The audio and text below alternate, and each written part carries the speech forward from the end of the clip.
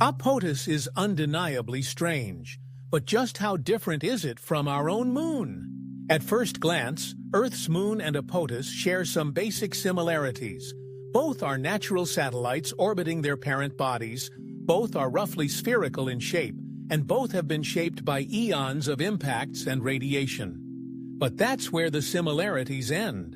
Earth's moon is coated with a relatively uniform regolith, or dusty rock layer, created over billions of years by micrometeorite impacts. Its surface is characterized by dark basaltic plains, maria, and brighter highlands, all exposed under constant sunlight and shadow due to its synchronous rotation. Apotus, on the other hand, presents a dualistic identity. One hemisphere gleams with ice and highly reflective materials, while the other is veiled in darkness, absorbing nearly all light that strikes it. This extreme albedo contrast creates the illusion of disappearance and gives Apotus its reputation as the vanishing moon. Moreover, the mountain belt that wraps around Apotus has no equivalent on Earth's moon. While Earth's moon has mountain ranges, they are fragmented and often formed from ancient impacts. Apotus's equatorial range seems almost symmetrical, like a seam stitched by nature, possibly caused by internal tectonic stress or remnants of a dramatic collision. The internal structures may also be radically different. Earth's moon has a small, partially molten core and no confirmed subsurface ocean.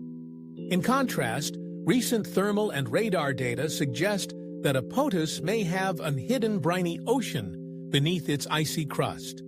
This opens the door to biological potential and geochemical processes completely absent on our moon. Then there's the question of origin. Earth's moon is widely accepted to have formed from a giant impact between Earth and a Mars-sized object, creating a debris disk that coalesced into the satellite we know.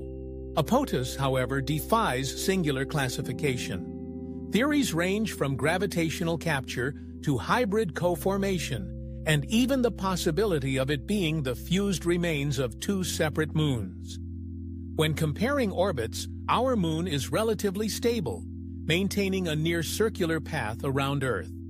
Apotus, however, shows signs of an orbital wobble, a slight oscillation that may result from uneven mass distribution between its two halves or gravitational perturbations from nearby celestial bodies.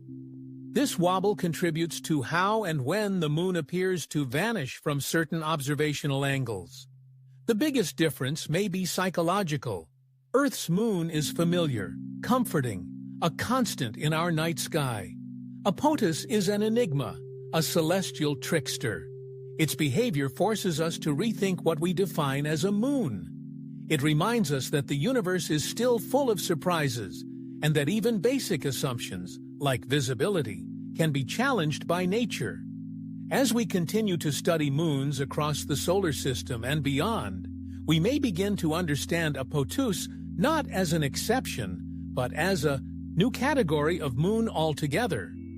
The kind shaped by extremes, rich in contrast, and forged in conditions we're only starting to imagine. In the next segment, we'll explore what missions could reveal more about Apotus. What kind of spacecraft would we need?